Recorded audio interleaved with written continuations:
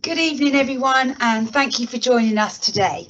So we are coming from two practices, Avon Valley Practice and Sarum Health Group, so that we can talk to all of you collectively about the COVID vaccination programme.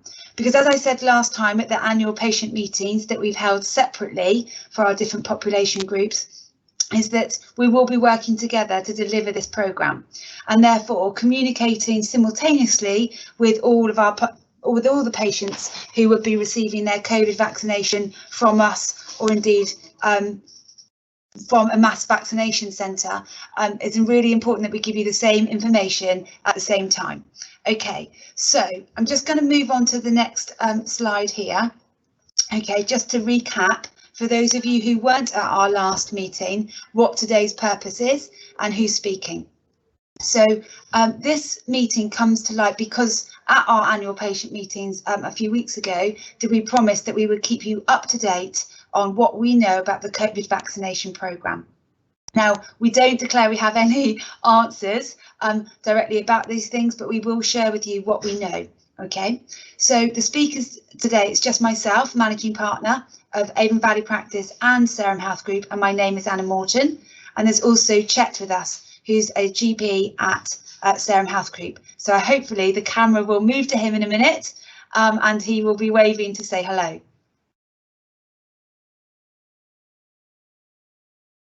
No, I don't think it's moving, so I'm really sorry about that. It doesn't seem to be moving over to Chet right now, and indeed I'm still live. So I'm going to give my producers one last time to actually move the camera over to Chet. And there we are. Brilliant. Okay, fab. Okay.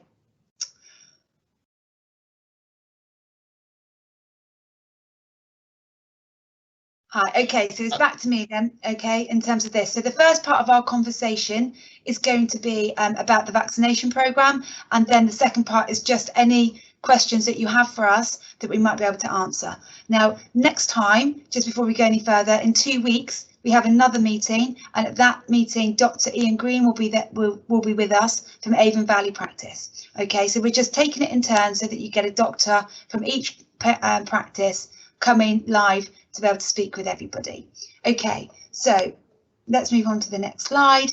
And I just thought it was a relevant kind of opportunity to recap for those of you who haven't used the live Q&A event previously to explain what to do. So you should have a Q&A section on your computer or on your phone, and please record, type out questions that you have for us, and we'll do our very best to answer each of them.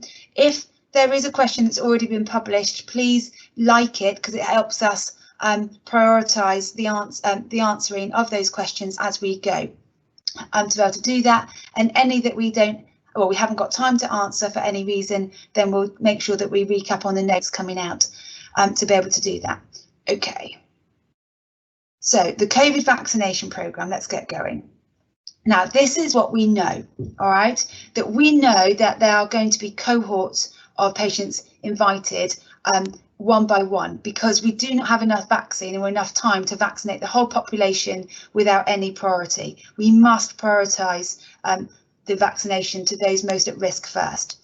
So the cohort 1, what we're referring to, are patients who are aged over 80, those who are in a residential home who are under 80, and health and social care workers to be able to do that. We then have cohort 2, there's 75 to 80, cohort 3, 70 to 75, etc. Okay, and of course we also do have the cohorts of people who are aged 18 to 50 who are at high risk, and I think they come before the cohort of 55 to 60.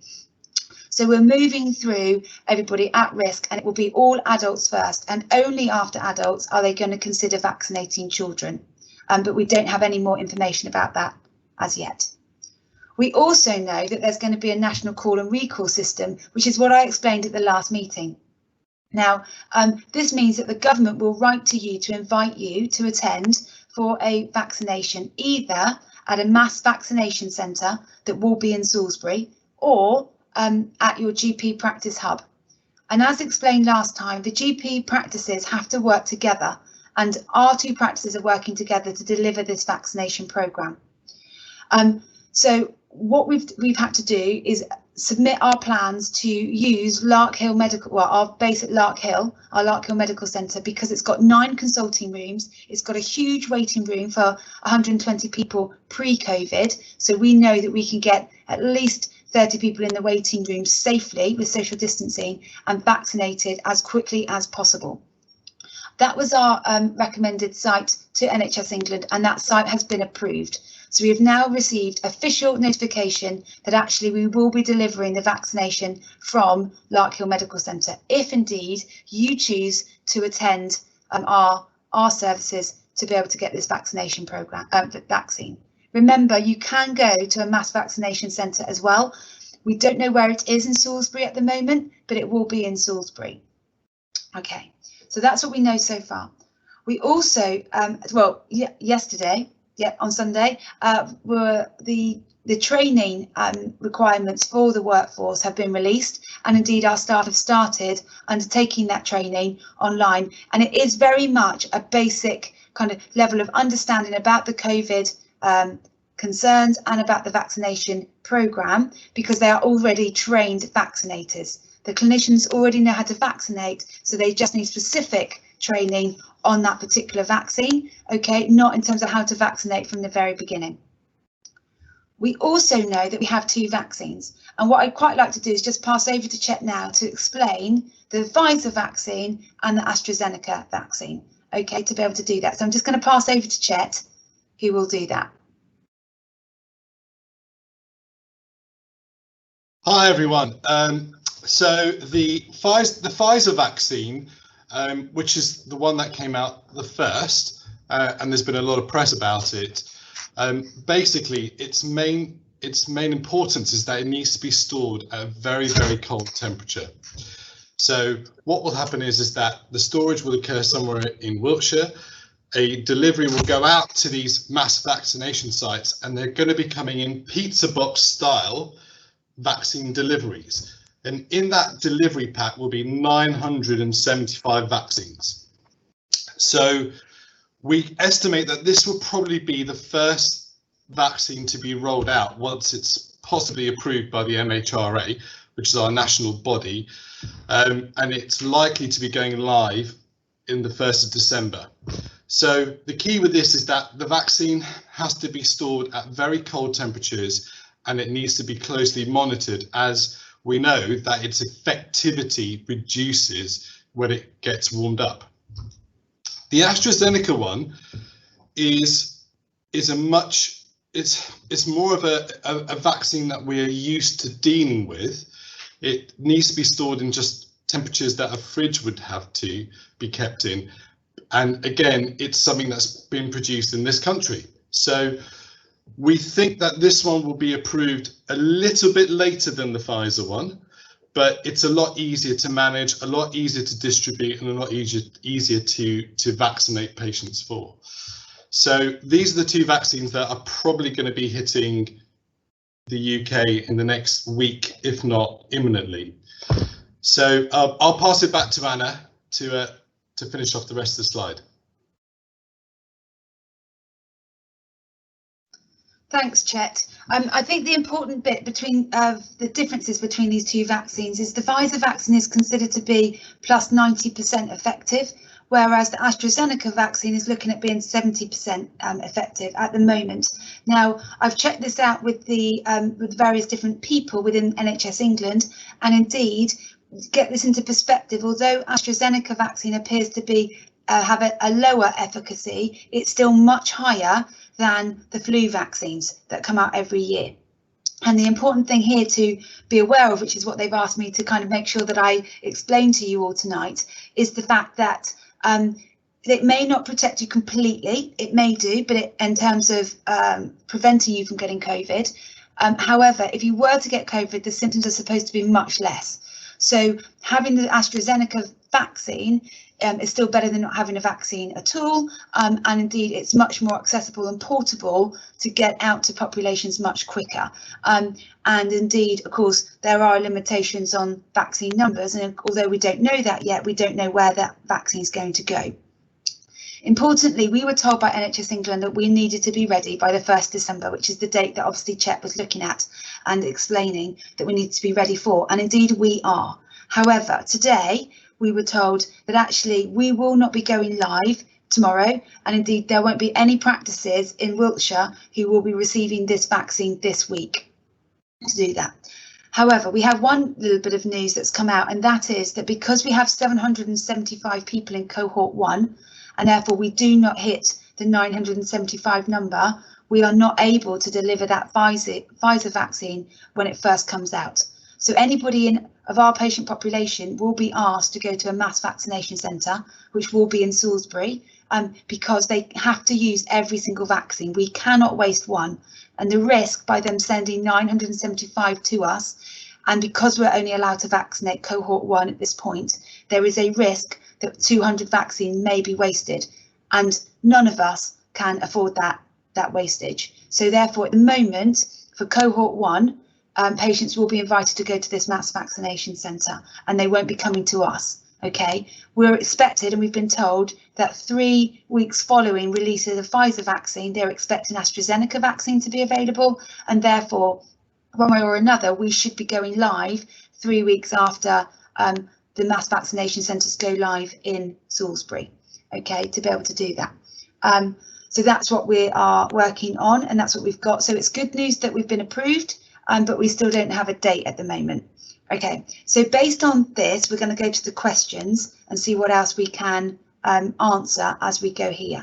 So the first question we have is, do we know yet do we know whether we'll get a certificate to prove that we've had the vaccination?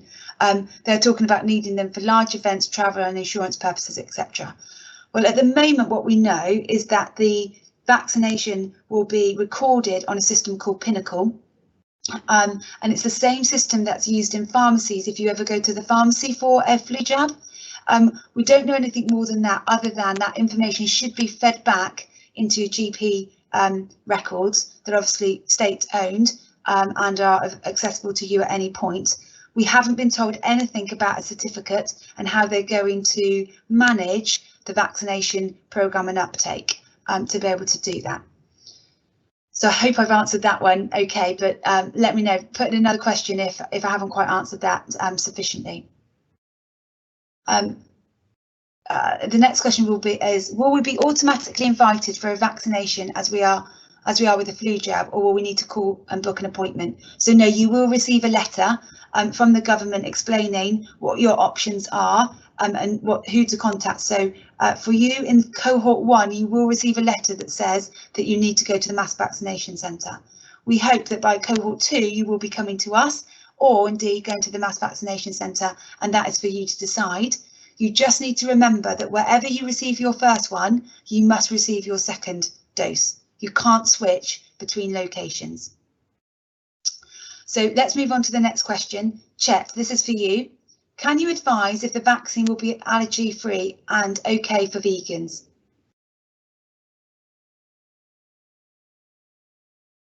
Hi, a really good question. We don't yet know the active ingredients of both the vaccinations, though there have been many questions asked by, especially the religious communities about whether porcine or pig's been used. So we're still waiting for that piece of information, which we will get once the MHRA have done their official review of it. So when that piece of information comes out, it will be widely available to everybody, I'm sure the BBC and everybody else, but maybe in 2 weeks' time, when we run this, we might have more details on that. Back to Anna.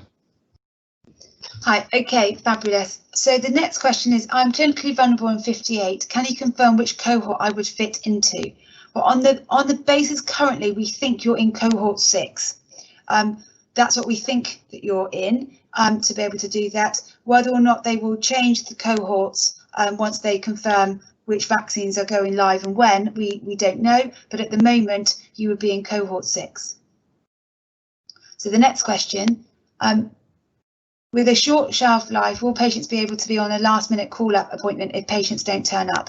Yes, we hope so, to be able to do that. Obviously, for cycle 1 or the first vaccine, that is going to be easier to manage than cycle 2, whereby you have to have it again. But we will be looking at that. So yes, we would hope that we will be able to contact people at short notice saying we have spaces available, please book, to be able to do that, to look at. And we look that hopefully we will have it available online, so therefore also you'll be able to see live if somebody cancels, that will come up with a slot that you can book. So the next question for you, Chet. I'm on dialysis awaiting a transplant. What group would I fall in for when I get a vaccine? I think the only issue there is about your age. Am I right, Chet? Yeah. Yes, it's to do with age, and then when it gets to a certain point along the cohorts, it then splits into vulnerability. So depending on your age is kind of the priority, and whether you're in a care home resident are the two sort of main priority areas that the government and the vaccination teams are working on, will be working on initially as cohort 1. Back to you, Anna. Fab. So the next question says, I missed any previous briefing. How and when will we know what cohort we are in? So the first thing you kind of will know really to confirm is when you receive a letter from the government saying you are now due for your vaccine. Please book an appointment either at the mass vaccination centre or indeed at your GP practice, or at Lark Hill for us, to be able to do that. So you will know probably at the same time that we're told exactly when that's going to be. However, as I said, in terms of at the beginning, cohort 1 are for people that are aged over 80, living under 80 but live in a care home, residential home, or indeed are health and social care workers. Cohort 2, we believe, is 75 to 80, cohort 3, 70 to 75, cohort 4, 65 to 70, and then cohort 5, 60 to 65. We then believe that the next cohort is aged 18 to 59, who are at high risk. Then at 18 to 50, who are moderate risk, and then everybody else aged 18 to 50. So that's what 18 to 60. So that's what we believe is the, oh no, sorry, it's not that. 18 to 60 for who are high risk, then 18 to 60 who are moderate risk, and then it goes 55 to 60, 50 to 55, and then 18 to 50. So there are 9 cohorts there that we're aware of at the present time. So yeah, sorry for that. It's a little bit confusing, isn't it, at times? Okay, so the next question says, and this was one for you, Chet. Hi, will we get the half dose plus full or 2 full doses for the Oxford one? Thank you.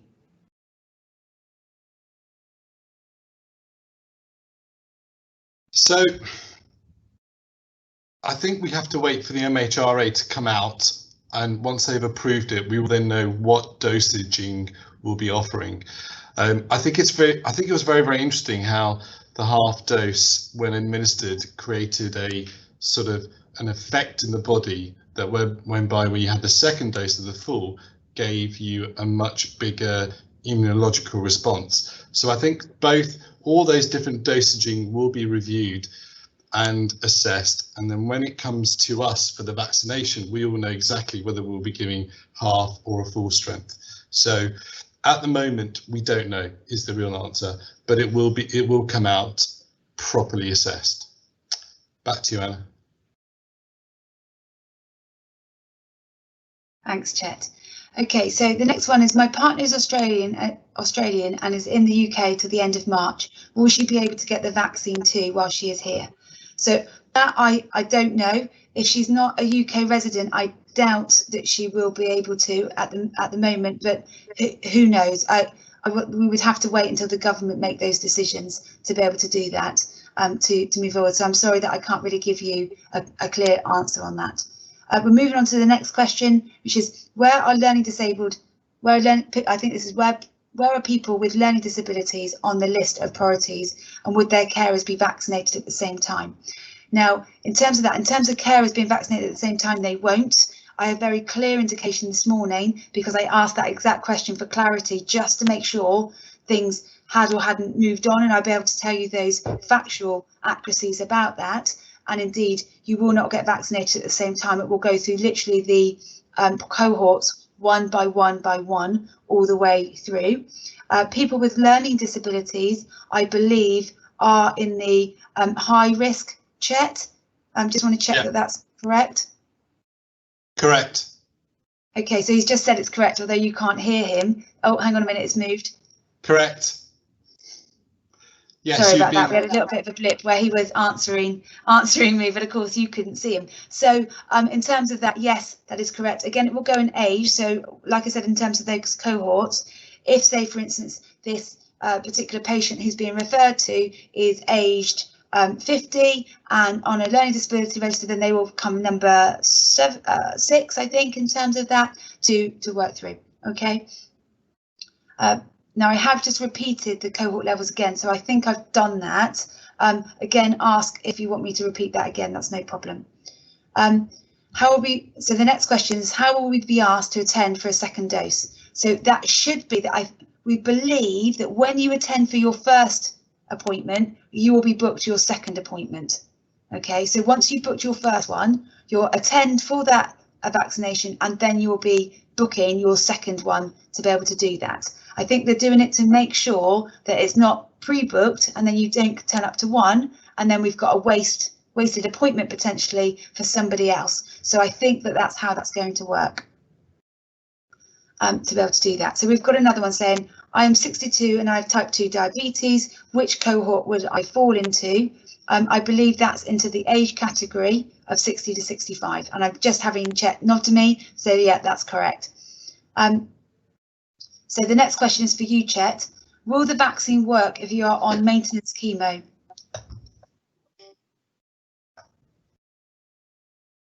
OK, so at the moment, we don't know the cohorts that were tested within the phase 3 trials.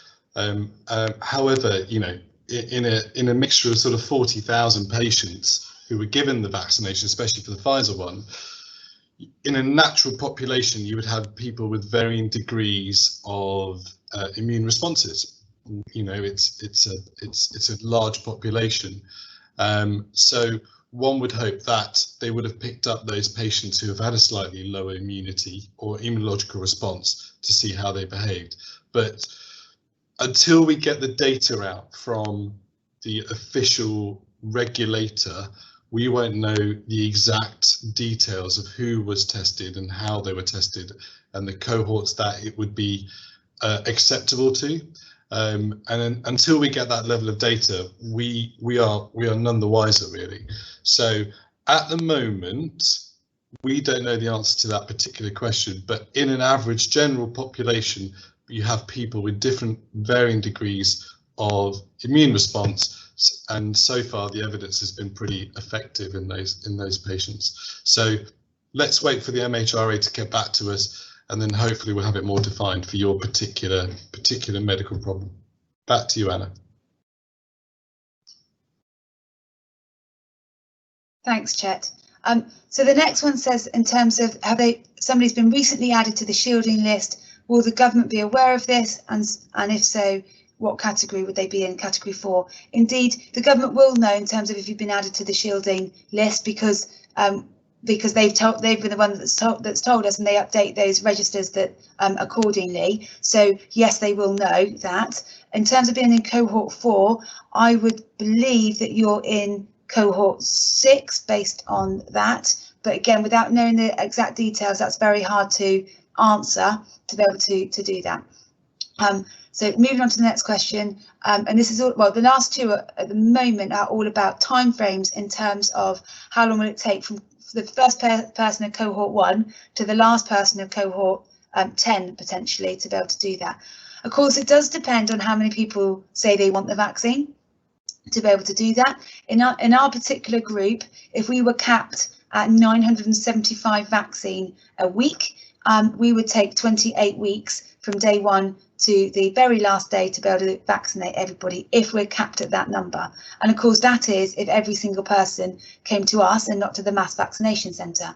which of course we do know is going to be live for our first cohort 1 patient group, who will be required to go to the mass vaccination centre because we only have 775 and the box arrives in 975, and therefore they don't want to lose any of those vaccines, and indeed allow us to move on to cohort 2, because they want to ensure that everybody in cohort 1 has been offered the vaccine and has the opportunity to take that vaccine first. So it's a never-ending kind of pushing to do that. Would I say the government are trying to do it by Easter?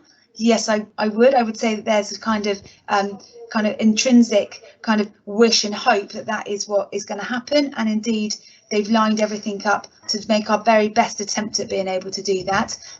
But you know, it depends on the numbers of vaccines. It depends on how quickly they can get them to us, and in terms of how quickly people will respond and take this vaccine up to be able to do that. And indeed, people may attend for number 1, but may not attend for number 2, which of course will cause other kind of logistical issues as well. But we'll bear with it. And yeah, if it was us doing it and we were capped at 975, it will take 28 weeks.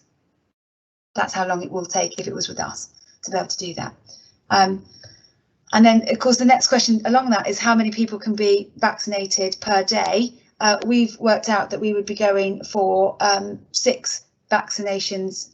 Well, we'd have 6 vaccinators and 1 person drawing up the vaccine, and therefore we would be looking at 772 vaccines an hour to be able to do that. And of course, across our population, that means we need 14 hours a week to be able to do that. And the good thing for us would be looking at making sure that we do not compromise any care Monday to Friday, because of course other healthcare issues continue, and we have that careful balance. And that's where the mass vaccination centres come into play to try and support the whole healthcare system, because we still need to continue regardless of COVID in terms of operating and delivering care for everybody according to all the various different situations that happen. OK, so Chet, I've got another question here. I think the Green Book update is suggesting CEV are now higher. Is this correct or not? Are carers within category 6?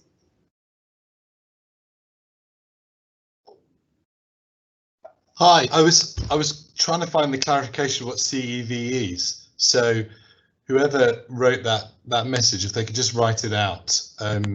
We used a lot of abbreviations, and I want to make sure I get the right abbreviation to what you've used, and then I can answer that question.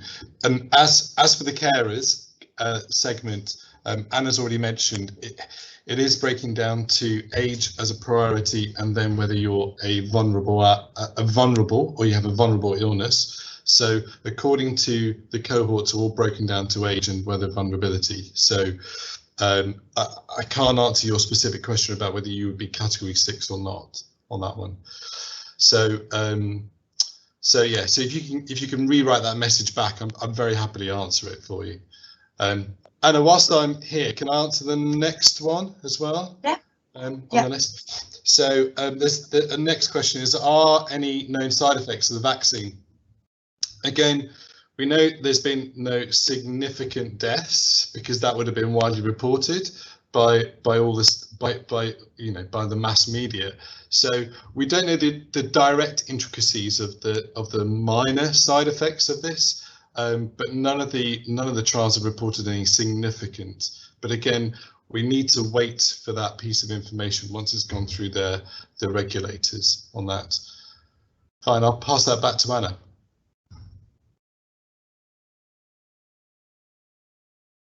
Thanks. So just another question that goes back to timeframes between cohorts. Hopefully there is no gap between cohorts, as in as soon as cohort 1 is nearing completion, so letters for cohort 2 will be sent, etc. Because we need to, the government's intention is to vaccinate as many people as quickly as we can. Now the next question says, if you are in a certain cohort and choose not to have the vaccine, can you change your mind later and join a later cohort? Indeed, we don't know that at the moment in time. We expect that would be something that is detailed within a letter when the government write to you and say, you're in this cohort, please book, and this is what to do if you change your mind, etc. To be able to do that. However, at the moment we haven't got any official information about that. The next question says, what happens if you do not get a letter? If you know your cohorts and you should be getting it, should you contact your GP surgery? That is one of the questions that indeed is being posed to say, what do we do if, because there, you know, are various times where admin errors occur, and therefore how do we best handle that? When I find out, and hopefully I should know that by the 14th of December, then I will let you know. So I will do my investigations and I'll come back to you on that next time in a fortnight. Next one. Can I just say thank you for these briefings? I have many friends slightly jealous they are not getting this care and information, all really helpful. Well, the thing is that that's what we want to do, is be able to explain what's happening. We are fortunate in terms of we were quite kind of clear on what we knew we could deliver and when, and have put exactly what we've told you to NHS England, and we're confident that using a GP surgery would mean that actually we should be compliant with infection prevention and control as well, and we have a good workforce. So in that respect, I think our confidence levels to be able to talk with you all have been such that we feel that we can give you enough facts to be able to do that. But it's how we work. We try and be open. Like I said in our annual meetings, we don't always get it right, but we do try our very best. So thank you for the feedback. Next one along is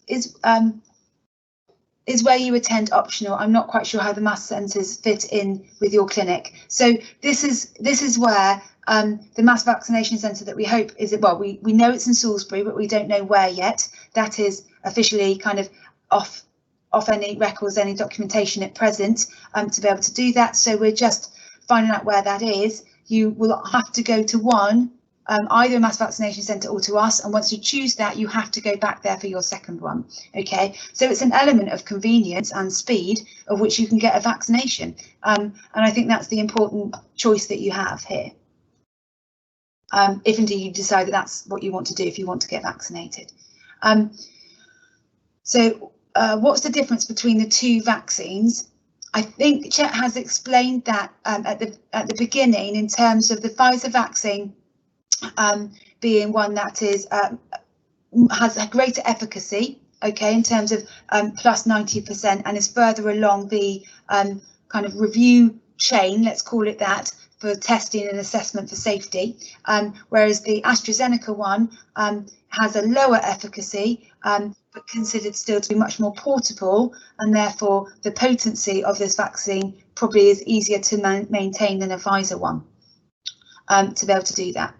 Hi, I joined late. Can I download the information already given? Yes. Now that's a really good question, because we've our annual meetings are about to get uploaded onto our website on Friday, because we've had to have them kind of edited to make sure that they are kind of as easy to watch as possible. But this week we are trying with transcription, so there will be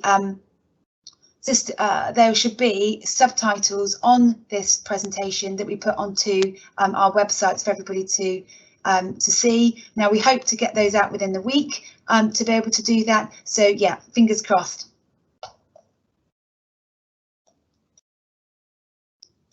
To be able to do that. So you said that all should be vaccinated by Easter. Is that just the first one or both? So it's not about should be vaccinated. I think it's the government intention to try and get us all vaccinated by Easter time. That would be the intention. But as I said at the beginning, if it was left to us as a GP practice group of 18,000, and we have just over 14,000 people who would be eligible for this vaccine, and we were capped at 975 vaccines a week, it will take us 28 weeks to have both vaccines. Of course, with the mass vaccination centres going up, and of course we're looking at one in Salisbury, and the other one, like I said last time, was probably going to be in Bath. It should happen quicker than that, but it does depend on the delivery of vaccines to this country as well. And the last one being, what happens if you are away and miss your invitation? Can the invitation be text or emailed? Again, we don't know how the government are going to do that, but very much we've been told there will be a letter, but as always, they have been quite good at texting patients through this time and emailing as well, but at the moment we've been told it's a letter. So we're getting to the time whereby we thought that this would be about half an hour, and we're at kind of 35 minutes. So we haven't had any more questions currently. We've answered them all this evening. So I hope you found it useful to be able to work through and hopefully find out what is happening to do that. And indeed, we've had 68 of you on the call this evening. So thank you so much for taking the time to find out what's going on. We really appreciate it. Spread the word. The more people that come, the better. The more questions, great, to be able to do that. So of course, indeed, we have run out of time for general questions about everything and anything. So indeed, what I'd quite like to do is that I'll extend the time next in the fortnight's time to answer any other questions that we've got that are not about COVID, as indeed we've got to kind of finish up for the day and make sure that we see all the patients that we need to see who may be waiting for Chet in particular. So we'll get back to that. Thank you again. All right, really appreciated. And yes, we'll see you in 2 weeks. Thank you. Bye-bye.